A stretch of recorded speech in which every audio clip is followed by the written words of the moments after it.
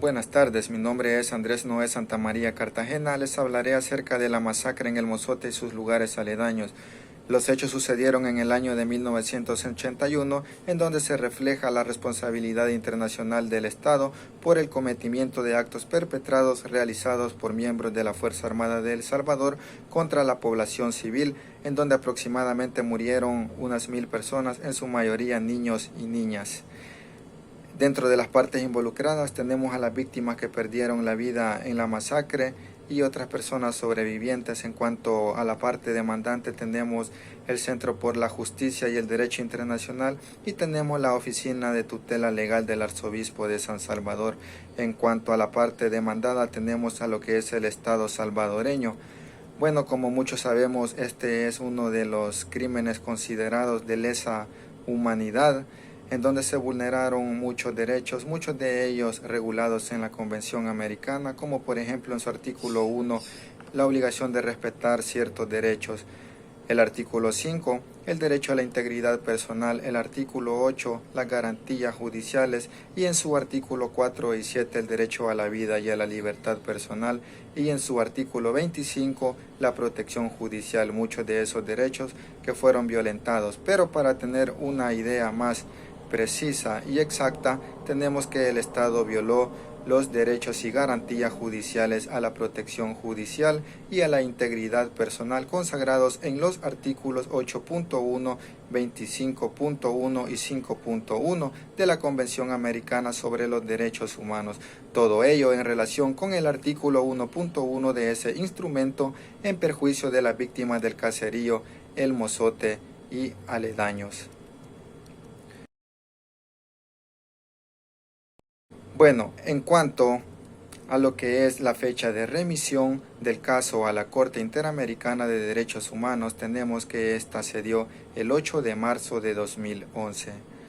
También tenemos lo que es el petitorio de la Comisión Internacional de los Derechos Humanos, quien fue la que presentó la demanda en este caso, con el objetivo que la Corte Internacional decidiera si el Estado era el responsable de la violación de los derechos consagrados en los artículos 5.8 y 25 de la Convención Americana en relación con el artículo 1.1 en perjuicio de los pobladores de las localidades de El Mozote y lugares aledaños. En cuanto al petitorio de los representantes de las víctimas, quienes solicitaron a la Corte que declare que el Estado es el responsable por la violación, y alegaron la violación del artículo 11 y el artículo 22 de la Convención Americana relacionado con el artículo 1.1 en el mismo tratado. También tenemos la fecha de la audiencia que se realizó ante la Corte el día 23 de abril de 2012.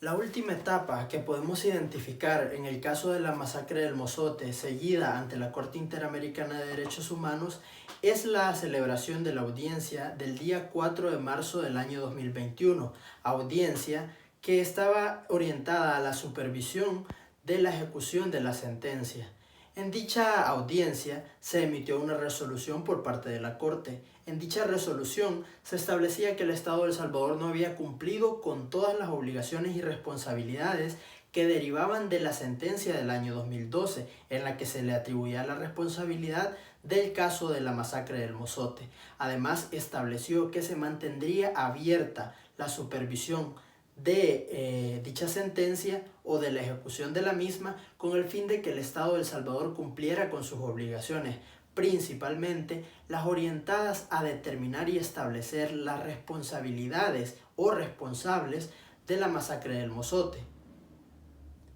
Nuestra opinión referente a la sentencia del año 2012, donde se establece la responsabilidad del Estado de El Salvador, es que la consideramos un instrumento sumamente importante, ya que con esto se marca un punto de inflexión y se establece y verifica que efectivamente a través de mecanismos internacionales se pueden proteger los derechos humanos, principalmente en esos casos donde el Estado es quien vulnera los derechos, como en el caso de la masacre del Mozote.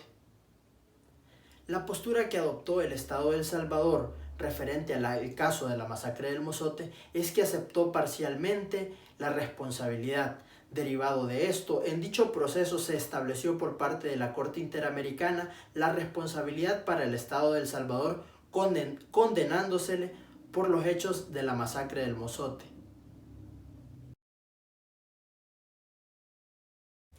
En el ámbito de las reparaciones, la Corte Interamericana de Derechos Humanos ha establecido que cuando se vulneran derechos humanos se pueden dar reparaciones de carácter material e inmaterial. Material hace referencia a aquellas vulneraciones o reparaciones orientadas al ámbito patrimonial, al ámbito del lucro cesante o del daño emergente. Por otra parte, las inmateriales hacen referencia al honor, a la moral o al aspecto psicológico de cada persona. Tenemos también las colectivas, orientadas a un grupo determinado de personas, y las individuales, que están orientadas a un caso o a un individuo en particular. En el caso de la masacre del Mozote, se identificó que la Corte Interamericana de Derechos Humanos estableció tanto vulneraciones y reparaciones materiales como inmateriales, estableciendo una indemnización cuantificada monetariamente en ambos conceptos. Además de esto,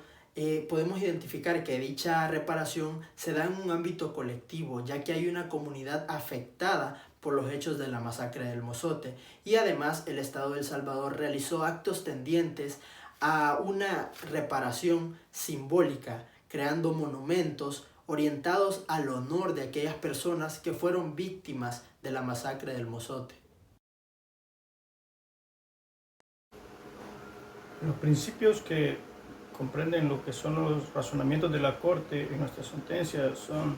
los principios de libertad, de dignidad, de justicia y lo de la protección del Estado.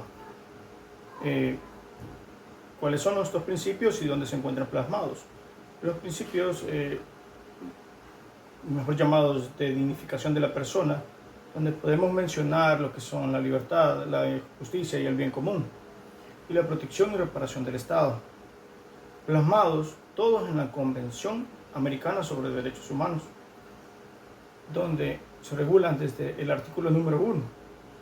que regula lo que es la dignidad, el artículo número 7, que regula lo que es la libertad personal, el artículo número 8, que regula lo que son las garantías judiciales, y el artículo número 25, que regula lo que es la protección judicial.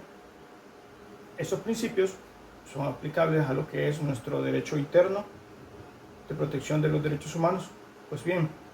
los principios como la libertad, la dignidad y la justicia y el bien común